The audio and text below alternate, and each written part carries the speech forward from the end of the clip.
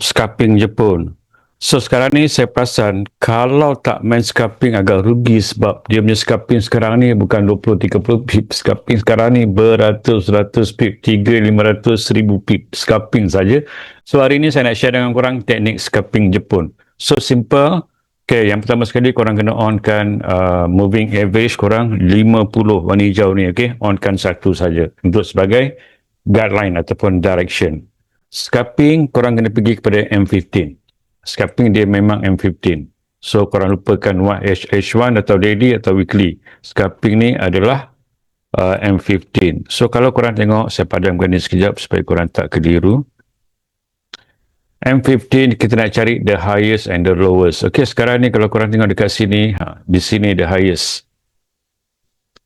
Okay, di sini satu, sini ada zone. Cari je zone, okay, sini ada zone. Makinkan. Lepas tu, support become resistant.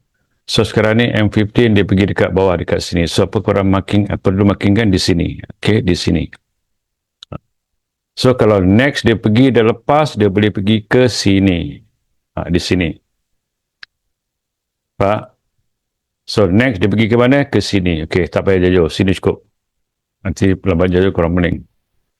So dekat sini, cari lagi zone dekat mana. Di sini ada zone dekat sini. Liquidity dekat sini. So carikan saja, markingan dekat sini saja. So nampak dekat sini. So to the left dekat sini, berapa gap ni? Tengok di sini dekat sini. Wah, sini pun 1000. Korang kecilkan lagi. Sebelah kiri ni ada lagi liquidity dekat sini. Markingan saja.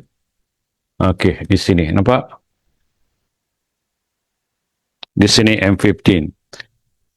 So turun kepada M5. So M5 dekat sini. So yang pertama sekali M5 kita nak cari dia punya resistance. So yang pertama sekali resistance dekat sini. Nampak? Dia tak break resistance dekat sini.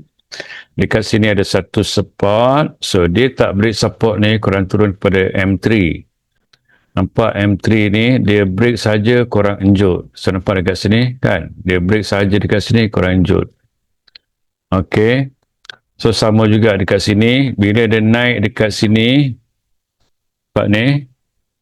Saya padamkan ni. Jangan keliru. So bila dia naik dekat sini, dekat M15 dekat sini apa? M15 dekat sini kan? Ataupun korang pergi ke M5.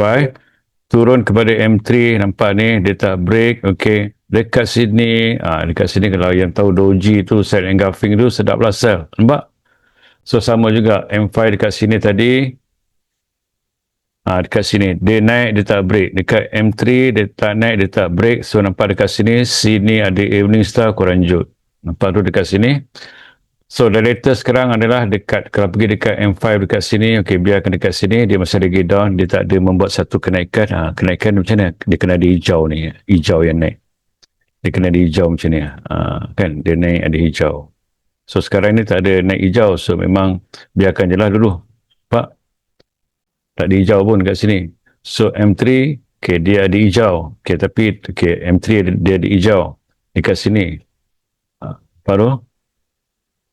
So kalau dia tak naik, pergi kat M1 lah macam tu. Nampak tu? Dia tak break. Okay. So that means kena tengok M3, M5. So saya tengok M5 ni dia tak ada hijau lagi kenaikan. Saya biarkan je lah, yang sell tu korang boleh sell lah. Alright, itu saja yang saya nak share dengan korang scalping Jepun. Saya akan update korang time to time. Alright, I'll see you. Assalamualaikum.